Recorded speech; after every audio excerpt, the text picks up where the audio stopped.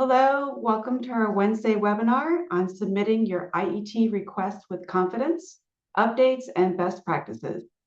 My name is Vanessa Alvarez, and I'm an instructional resource with Collier Adult Workforce Education, working primarily with our online and our IET programs. So whether you've submitted IETs for approval before and need a refresher or an update, or you have never submitted an IET before, I'm excited to share about the IET request application process today. While I'm doing some of these introductory slides, it would be great to hear from you and make this webinar as interactive as possible. So if you're able and you feel comfortable, please put your name, role, and where you're connecting from in the chat. So again, my name is Vanessa Alvarez, and I'm an instructional resource for Collier Adult Workforce Education. I work a lot with our IET programs, and I have experience submitting an IET request application myself on the IPDAY portal. I have also led a webinar of a very similar nature back in April. I've also included my email so that if you want to know more about anything you see today, or you want to know about my own experience, you're welcome to email me. And I'll also put my email in the chat now and again at the end of the webinar in case you would like to follow up with any questions. And welcome everyone, Regina, Kelly, Leonardo, Chris, Mariella, and Tammy. Thank you all for joining us today. And Denise, welcome.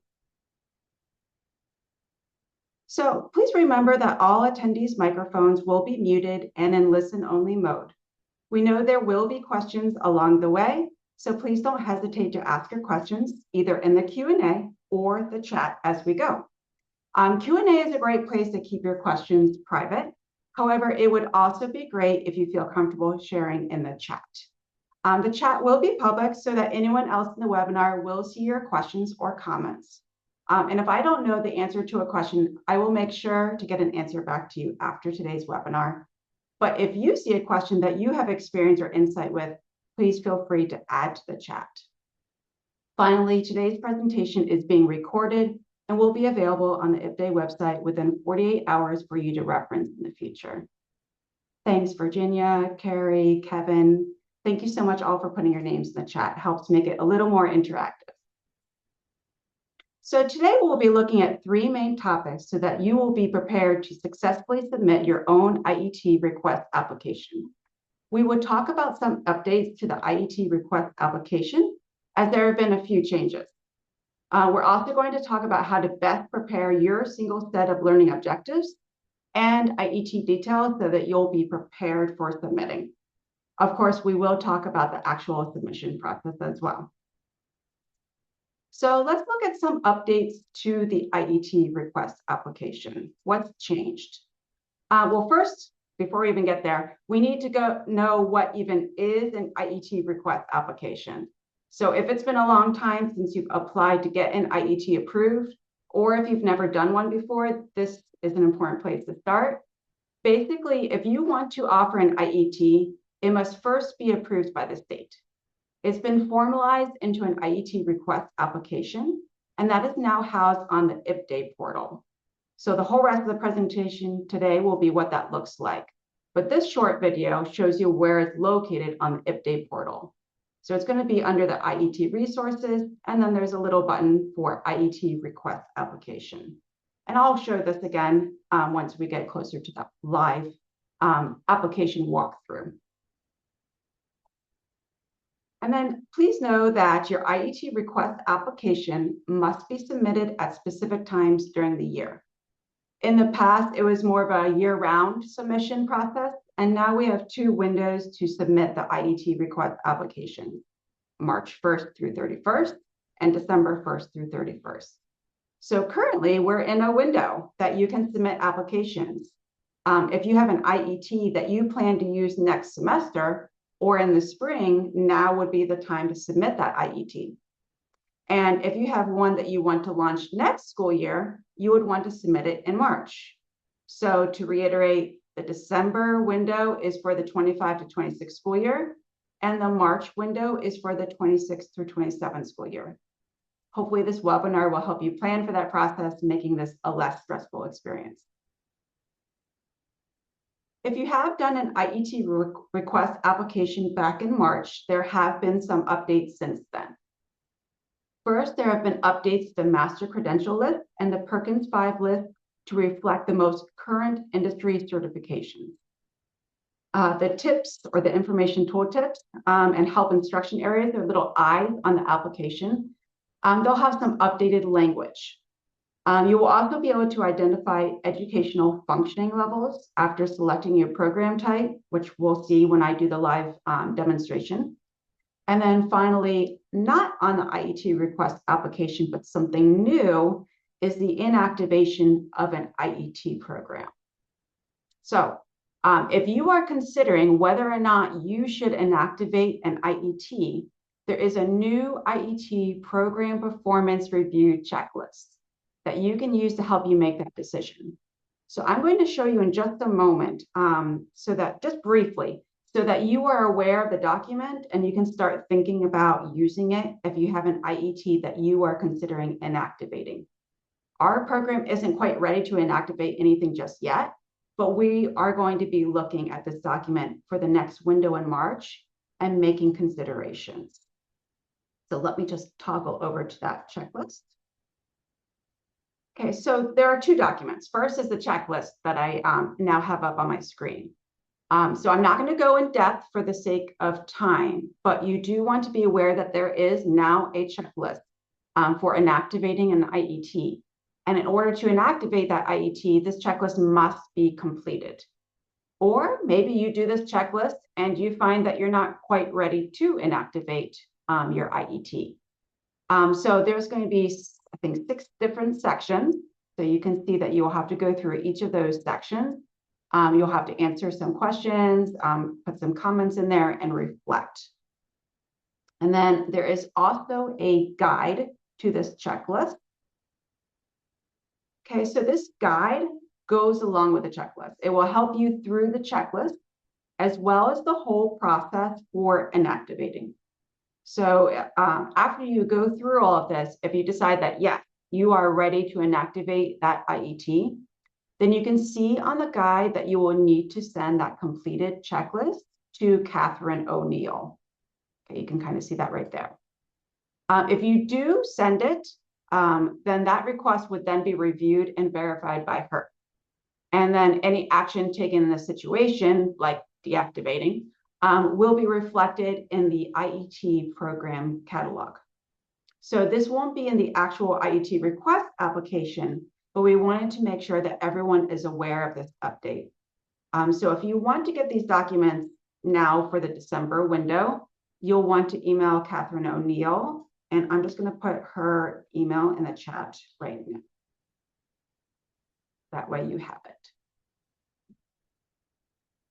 Okay. So next we are going to look at the main component of submitting an IET request application, which is going to be preparing your single set of learning objectives and IET details. So first, does a single set of learning objectives already exist or is approved for your program? What do I mean by that? So last year, and again this week, it's happening right now, starting today, there are people across the state working with ACE to complete several programs' single set of learning objectives. So there were some from last year, and then it's going on again this year. The ones from last year have already been approved as SSLOs, and they may exist on the IET request application. So when you get to that part of the IET request application, which we'll see in a little bit, you will be able to view what's available and select it. It will only show you state-supported SSLOs for the career cluster that you're writing the request for. So as an example, if you're writing an IET request application for something in the business, management, and administration cluster, you would have the single set of learning objectives, the SSLOs, available for state-approved SSLOs for information technology assistant and Microsoft Office. If you were doing something under the manufacturing career cluster, you would have access to the welding SSLOs that were approved. There's also one for the nursing assistant articulated, and then the one for the long-term care. And then finally, You'll see today when I'm doing my example request under the architecture and construction career cluster, I'll have access to the HVAC refrigeration SSLOs. So you'll have the option at some point to select one of these if it fits within your IET with a drop-down menu. And then if you do select one of those, it's then going to open up the contents of the SSLO that you are selecting. So this is basically a read only. So you can make the judgment on whether it will serve your needs. If you choose it, it will automatically embed into your application. If you want to copy the text from the screen and then use it as a starting point to write your own custom SSLOs, which is great, that would also work. But ultimately, you will need to select other and then paste it in the SSLOs that you customize. So again, we'll go into more depth on this soon, but it's something to be aware of before you even begin your IET request application. Nothing like doing all these SSLOs from scratch, only to find out that there are pre-approved ones that you can adopt. And I know this is going to be a lot of information today, so if any questions come up along the way, remember to feel free to put it in the chat. So now what if you're submitting, what you're submitting doesn't already have a pre-approved SSLO? Then you're going to click Other, and then you're going to have to add your own SSLOs. So what's the best way to do that?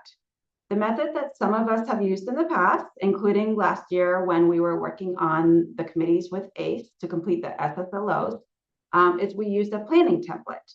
So this is a screenshot of the planning template that some of us used. And you can see that the workforce training and objectives column, this one right here, that's going to refer to the CTE or career technical education frameworks that your IET will focus on. And then the basic skills, content, and objectives refers to the adult ed frameworks. So the CTE and adult ed frameworks are both available on the Florida DOE website. And there's a link that I'm going to put in the chat right now. And that link will take you to somewhere where you can easily find the CTE frameworks and the adult ed frameworks. The best thing to come up with what CTE frameworks need to be covered in the IET, as well as the major adult ed framework. So I'm going to show you an example of my own planning document that I am using right now. Okay, so this is an example of our team's current planning document for our construction IET. So here you can see, again, the workforce training, content, and objectives column. And I've listed several CTE frameworks from the Building Construction Technologies Career Certificate frameworks. So there were so many different standards. We have to pick ones that are most appropriate for an IET. So we're introducing the basics of construction. So we're not going to use all the frameworks. We're going to choose the ones that work best for this introductory IET. So you can see that the first framework here is to demonstrate the importance of health, safety, and environmental management systems and organization, and their importance to organizational performance and regulatory compliance. And then the next one, which is much shorter, investigate the construction industry and explore related occupation, and then so forth down the line here. And then next to each CTE framework are the adult ed frameworks that would be used to teach the CTE side of the house. So we just listed the strand code, not the full wording. But just so you have a general idea of what these are, RLA L4 R22 stands for analyze two or more central ideas, implied or explicit, and their development throughout a text. So we know that as we are teaching the CTE skill of demonstrating health, safety, environmental management systems, we're going to include a benchmark where students are analyzing two or more central ideas about health, safety, and environmental systems in order to learn more about them. And you can see that there are other adult ed frameworks here as well, along with the CTE framework. So how do we get a learning objective to begin our single set of learning objectives? We need to marry or combine or weld, or however we want to say it, the CTE framework and the adult ed frameworks. So you can go about this completely on your own from scratch, your own brain, along with your IET team's brains to put them together. And this is certainly a way to ensure that your end results are exactly what you want. But it's going to take up a long time to get through each one. What I personally found to be helpful, and probably some other educators out there as well, is to use a little help from AI. After all, we came up with the CTE frameworks and the adult ed frameworks on our own. We've vetted them. We are making sure it fits our students and programs' needs. We just need a little help with the wordsmithing in the most efficient way possible. So you could pull up an AI tool such as ChatGPT and tell it what you want. For example, a prompt I like to use, create a single set of learning objectives. Each learning objective should include the following CTE frameworks, blah, blah, blah, blah, blah, and adult ed frameworks, and combine them to show what students will be learning in an IET. I like to kind of put it one by one, so one CTE framework, and then one or two adult ed frameworks. Please put those together to create a learning objective, and so forth. So once you do each of those CTE frameworks along with adult ed frameworks, and you put them together, then voila, you have a single set of learning objectives ready to go. Of course, you need to go through those and make sure that they actually make sense. But this will be a quick and easier way to put together these things. So I can plug each one of the things that AI gives me or that I come up on my own under these little yellow rows here. And these are our learning objectives. So this first learning objective, marry these two together. And it now says, students will explain the role and impact of health, safety, environmental management systems and construction organizations by analyzing technical text, identifying key events, procedures, and reasons, while integrating appropriate academic and industry-specific vocabulary. So there are two adult ed frameworks in here with the CTE framework and one learning objective. So you can see that each one of these little yellow rows here, these are all learning objectives. And this makes up my single set of learning objectives when I put them all together. So as you can see, even with the help of AI, creating a single set of learning objectives does take a lot of time and thought.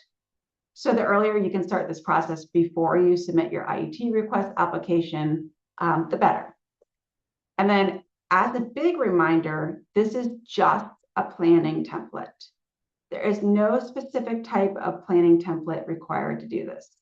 And you will not be submitting your planning template at any time. It just helps you organize yourself so that the IET request application goes more smoothly. Also, as a reminder, AI is just a tool. You are the experts on what your IET will cover. Use the CTE part of the house, put the adult ed together and a team, and come up with what you think are going to be the best frameworks to include. AI is just going to help you get it there a little more efficiently. Also, if you know of anyone participating in this week's ACE SSLO committees, they're also a great resource. So they can tell you about their planning process that they're using this week, as well as any good tips on the marrying of the CTE frameworks and adult ed frameworks. So just checking the chat. If there's any questions, please remember to put them in there. And we're going to transition back to our PowerPoint. So what else do you need to know in advance about your IET before you start the application process? So in a moment, we're going to go through a live application. So you'll see the full details of each of these items, but let's just take a glance at what we will need to know before we submit. So there will be 4 steps to the IET request application. In step 1, you'll have the basics of how your program will run, things like your funding source, number of students, and so forth. Step 2 will be the measurable skill gains, or MSGs. We will list our certifications here if they apply as well. Step 3 will be program enrollment. And then step 4 will be the big stuff, or the program of study. So that will be your frameworks, your single set of learning objectives, etc. So here's a little more detail. In step 1, you have your program basics. You will need to provide the IET program name, a detailed description, your funding source, program type, and anticipated number of students served. For the sake of time, I won't be able to get into exactly what goes into the detailed description, but I will show you how you can find that information in a moment. For the funding source, just know that if you're going to have IELCE funds, it must be for an ESOL program. If you have funds from corrections or AGE, however, it can be for ABE, ESOL, ASB, GED, or AHS. So just be sure that this aligns. Also, each funding stream requires its own application. So if it's HE, then you select HE. But if you also plan on using IELCE, then it's a separate application. To reiterate, if you're doing both AGE and IELCE, you must submit 2 request applications. I'll show you soon what program type looks like. And then we need to supply the anticipated number of students we expect to have in the IET program. Not the whole year, but how many students do you anticipate having on the first day of class? And then you're also going to need to know what the career cluster is. I'll explain that more in a moment. You'll see the drop-down menu choices. For how the class will be structured, you will need to think about your instructional model, 1 instructor, 2 instructors, the duration of the class, whether it's part-time or full-time, and whether it's online, in person, or hybrid. And then, of course, industry partners, you'll need to be able to name them. We can include employers, but we can also include other educational institutions that you work with, or workforce organizations like CareerSource, and so on. Step 2, measurable skill gains and certifications. Sometimes this is an easy one, like with a nursing assistant class, knowing that your students will take the CNA test at the end. But if you know you're going to be offering a certification, be ready to know where this is coming from. For example, can it be found on the master credential list or the Perkins 5 list? If you want links to these lists that I'm referencing, by the way, the master credential list and the Perkins 5, you'll have access to this PowerPoint on the IPDAY website, same place you go to find the recording. So you're also going to need to consider what MSGs or measurable skill gains your students might earn in your IET. You'll see what that looks like when I do the live application momentarily. And then finally, are there additional credentials that participants may earn, such as Florida Ready to Work? So step 3, program enrollment. For program enrollment, you will need to identify what type of enrollment they're in. So your choices will be a career and technical education post-secondary program, pre-apprenticeship program, or adult education program. We work as an adult education only program, and you'll see that in the live demonstration.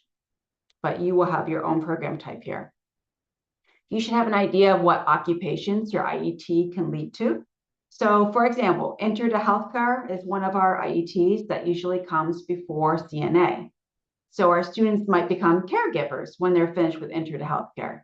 But you can also add other occupations that this IET may eventually lead to. So I could also add nursing assistant or phlebotomist. You don't have to add every possible job, just what seems to fit most directly, just a couple is fine. And then you're going to need to know if this new IET program will lead to a pre-existing, pre-approved IET program. So one that's already approved for you, does this new IET program lead to one of those? And then finally, the program of study. So this is the meat of the IET class, and what goes here should reflect directly to your program goals and purpose. So you already got a pretty good idea about how to create your SSLOs, so we can also extract from a planning template to provide that information. When we created our SSLOs, we already decided what CTE frameworks we would use in our adult ed frameworks. The only thing we didn't do yet is decide on employability or soft skills. So you'll see that in the application. And of course, we already reviewed how to create the SSLO. So now you're going to see what that all looks like on the actual IET request application. So give me just one moment to transition to that live application. Okay, here we are. So we have some basics to start with. And I'm going to show you how I got here in a second. But this is the IET request application live. And the basics that we have to start with is including our agency name, county served, our school site name. We also need to provide a primary contact. That's whoever's filling this out is the primary contact automatically. And then we need a secondary contact. So I'm going to be using one that we are going to be applying for in December as an example. This is very rough draft form. I'm going to be changing things here. But you can see that our IET program name that I'm going to use for this example is Construction Core. It's a basic introductory construction course that we're going to use, hoping that our students will be able to get entry-level employment in construction or to go on to a full-time technical program. So the name is Construction Core for now. For the detailed description, obviously you do not want to write blah, blah, blah on your program description. So you'll want to click on the tooltip right here to know what is being asked. That's a little I. Again, for the sake of time, I'm not going to go into detail here, but when you look at that tooltip, you'll get the further information that you need. Something that is new to the IET request application is the anticipated start date. So when do you anticipate your particular IET beginning? Ours is going to start on January 27th, 2026. So I've noted that. For funding source, you can see that you first have to select the funding source from a drop-down menu, HE, IELCE, corrections. And then you select the program type after that. So I've selected HE just for the sake of this webinar, but eventually I'm going to be submitting two, one for HE and one for IELCE. So for now, I'm selecting the HE. And then I'm going to select, this is what pops up after I select it. I'm going to select ABE and ASB. And now if I had changed it, if I had done IELCE, then I'd only have the program type available, IELCE or your ESOL. Because remember about the funding source, it goes with specific things. So I'm going to go back to the HE just so I can demonstrate the ABE and ASB. And I could also select GED if I wanted to. And then you'll notice that I need to select my educational functioning levels or ESL levels. So we have our students pre-test with goals. And for this IET, we're looking for levels 4 and up. So that's why I selected 4 under ABE and then 5 and 6 under ASB. But you would have whatever qualifications you deemed necessary for your IET. And you would put that here.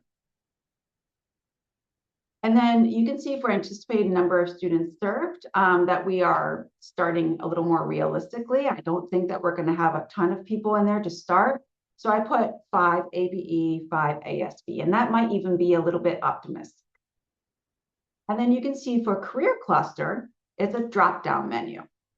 So you can choose from this drop-down menu to decide what career cluster does this IET fall under. So for construction, it's going to be architecture and construction. If you were doing one for parapro, it would be education and training, and so forth and so on. For instructional model, this one's a little bit tricky for me. For instructional model, we usually go with the one instructor model, but in this case, we're doing something a little bit different, and we're using what I think is a partially integrated instruction. So this kind of goes along with our hybrid model. So basically our students will be doing an online portion with one teacher most days, but then there will be a day periodically once a week or so that they will be coming in person to work with another teacher for the other part of the time. One will be more academic focused and the other will be more skills focused. The teachers aren't together with the students at the same time. So this is considered partially integrated. If you were working with a technical college, you might have a fully integrated model, co-teacher. And then sometimes we often use the one instructor model. So there's just different models. And then there's the employer community partner model that you can choose from. So for now, I'm going to select partially integrated instruction for our model. Okay, so I'm going to say that our time commitment will be 11 to 15 weeks because we have a couple different schedules that change the number of weeks a little bit. It'll be a part-time program as ours only meets for a total of 150 hours in a semester. And then our delivery model in this case will be hybrid because remember we have some meetings online and some meetings in person, but you can choose from virtual synchronous, virtual asynchronous, hybrid, and face-to-face. So yes, we have industry partners. So I first selected yes.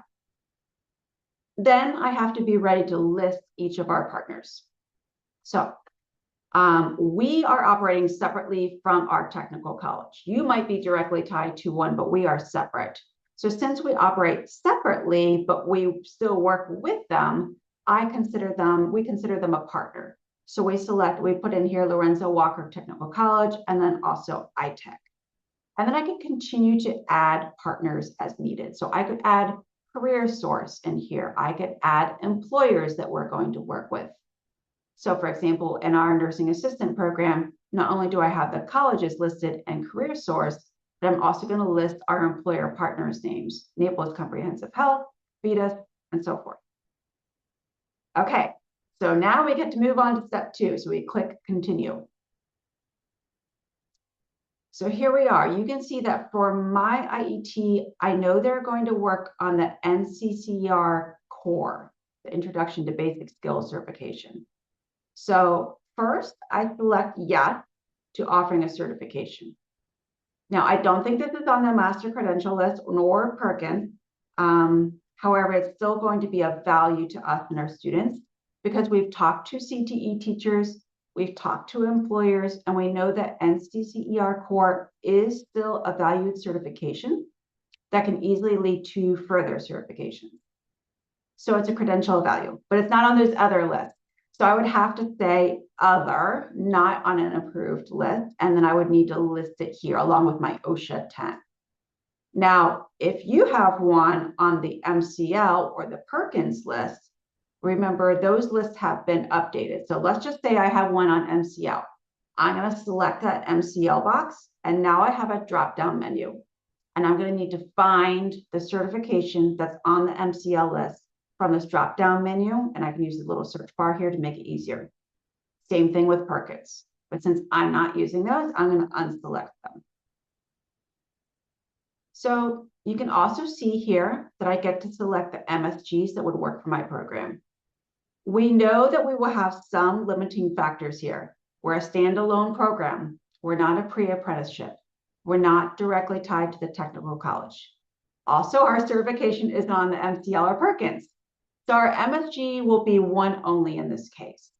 You would need to select the ones that best reflect your particular IET that you are putting in the application for. And then this is where you select whether or not you will be using Florida Ready to Work. For us, we will not be using it yet, so we selected NA. All right, now we get to click continue again. And it saves the application as you click continue. So it won't let you go to the next screen and save it unless you have everything on that screen saved. So I'm just going to remind you of that so that you're aware when you start your own application. You can save your progress, but only after you've completed a screen. All right, so what type of enrollment are you using? So again, we are a standalone program. So I selected adult education only. And then of course, your IET will hopefully lead to possible occupations. This one's pretty simple. You can add in more than one occupation to this list, however many you think is applicable, but you don't have to go crazy with it either. For the sake of simplicity, I've just put one here. But you have the option here to continue to add additional occupations. And then, does this lead to another IET? For us, for this particular one, it does not. Not to another IET, that is. We do hope that our students will go into a full-time technical program with ITech or Lorenzo Walker Technical College, but it doesn't lead to another IET. So if yours does lead to another IET that's already been approved, then you would need to select yes, and then add the state-approved IET program number. Just a little recommendation. If you are going to be applying to more than one IET programs, you're going to be putting in more than one request for an IET, and one of them is going to lead to another one, make sure that you put the request in for the one that's going to be the ultimate destination, so to speak, first. You get that pre-approved number, or you get that approved number. That number is what you're going to need to put in the request for the other IET that leads to that one. So for example, we have an Intro to Healthcare IET, and we have a Nursing Assistant IET. It would be ideal to put the Nursing Assistant IET in first as an application. Once we get that approved, then when I submit the request application for the Intro to Healthcare, then I can say, this is the state-approved IET number for what it's going to lead to. But for my example, I'm going to go back to no, and then I get to hit continue. All right, now we're on to step 3. So for your workforce preparation activities, these are your employability skills, your soft skills.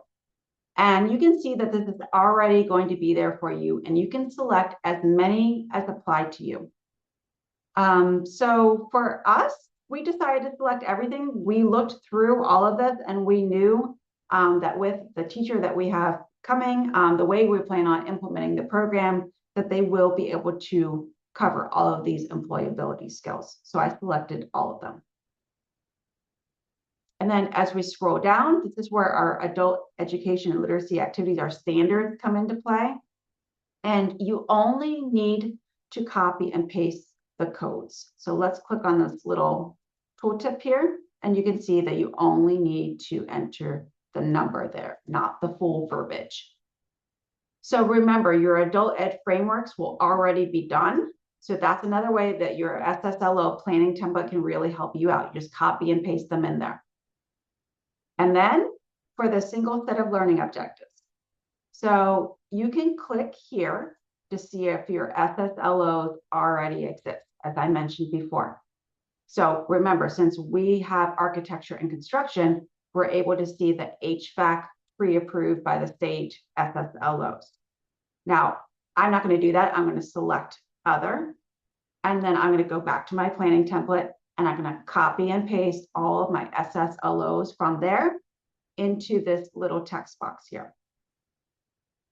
Okay, so as a side note, some programs choose to include the CTE frameworks or even the adult ed frameworks again at the end of the text box in the SSLOs. It's not required, but you may find it helpful. So if you want an example of what that might look like, you can go to the IET program catalog on the IPDA website and look for IETs submitted recently from Santa Rosa College. So shout out to them. They have some great examples there.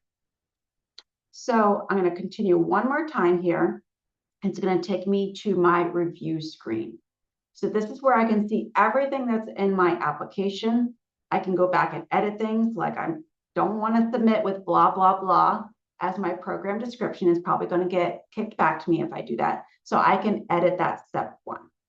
But normally, if I was happy with everything, I would scroll all the way down, and then I would click on the submit application. And that is the IET request application and what it looks like now. One more thing I want to show you while we're still on the IPDA portal. And that's here on the left-hand side of the left-hand sidebar there. So you can see under the IET request application is IET request. And that's where you're going to find any request that you are working on, but you haven't yet submitted. So my construction core application is here. And at any time I can go back and I can edit it. You can also find any previous IET requests that have been rejected or approved. So my rejected one here is it's a little boo-boo that I made last year. I was playing around with the application process and I clicked a few too many buttons and accidentally submitted something I didn't want to submit. As you can see from the program name, it was just nonsense. Hopefully this doesn't happen to you, but if it does, it's just a simple fix. Make sure you contact Catherine O'Neill so it can be fixed. So I can always come back to this page to complete unfinished applications or look at previous applications that I submitted. Okay, so I'm going to go back to my PowerPoint here for just a moment. And then, so once you submit everything that we talked about today, in your IET request application, you click submit, you're going to get this friendly message letting you know that it's been submitted and you will have some sort of answer soon. Now, if you need to review or edit something, you will receive feedback and have the opportunity to edit your application accordingly. And if you get a request for a Microsoft Teams meeting about needing to edit something, don't worry. This is just an efficient way to talk through any possible edits or clarify anything on the application. It's a totally normal part of this process. Once everything is satisfied, you will be notified that your IET has been approved. And that's it. You're now able to proceed with putting your grand plan into action. All right. I know this is a lot of information, but remember, this has been recorded. You can go back through the recording and also view the actual PowerPoint presentation as well once it's posted on the IPDAY website. And you'll be able to find all of that there. So the IET channel on IPDAY also has a plethora of information. It is designed for applications, the IET catalog to search for already existing IETs across the state, and living resources for administrators, teachers, and coaches or resource staff. Just know that for the accountability purposes, the IPDAY IET channel does not replace the appendices. The state uses the appendices to review everything, and true approval is when it exists on the appendices. You can find these appendices in the database handbook. And I see your question. I'm going to look at that just a second, Chris. I also have the link for the database handbook. So if you are like me and you're always asking Kathy for where is the database handbook, you don't have to do that now. You can just look on this link and it will take you there. So, Chris, I see your question. So it says, if we want to update a previously submitted application done by someone else, is that possible? Or do we simply submit a new application? So yes and no. So you can go through the IET program catalog and you can see what's already been submitted and approved by someone else. But if your program doesn't already have that program approved for you, then you still have to submit a new application. You can, in fact, I highly recommend reaching out to that organization that has an IET that you're interested in. Set up a meeting and talk. A lot of us talk across the state about IETs that they have going. We take ideas from each other. We beg, we share. And that would be a great way for you to cut out a lot of the work and the time that goes into this. Have a good conversation about things, but then you're going to make it your own and you're going to make it work for your program. And you're going to submit that new IET request application for your program. Good question. Thank you. Any other questions before we start to wrap up? So, and keep going if you do have any, put them in the chat. With all of this information, it's important to take your time with the process. It's better to get started sooner rather than later, just because you don't want to be like one of these poor people looking stressed out and overwhelmed. But you have plenty of time. It's the beginning of December. You have till December 31st. And that's just for what you want to get going now, like in January or February. If you don't have something that you want to get started right now, you have extra time. March will be your window. So if you want to start something next school year, the 26th to 27th school year, then you're going to wait until March and you have plenty of time. But if there's something you want to submit now is a good time. It's already live on the IPDAY website. So if you think of something down the line or you weren't able to ask your questions today, remember that you are free to email me at any time. I have done this process once or twice with the IET request application. I was on the ACE committees last year that planned some of the SSLOs that are now approved and on the application. Happy to provide my own experience and ways that I found to make the process easier. And I'm, again, certainly not the only one who is able and willing to help. We've had a lot of help from all kinds of friends across the way. You just have to reach out. So thank you so much for joining me today. Before we go, please be sure to give IPDA your feedback. And then while you're completing the survey, I do want to let you know that we have an upcoming Tech Tuesday on December 9th called Control Alt Analyze, Reboot Your NRS Game with AI. Again, it will be on December 9th at 1 p.m. And you can register for that on the IPDA website. So thank you all again so much for joining me today, and I hope that you have a great rest of your afternoon. Thank you, everyone.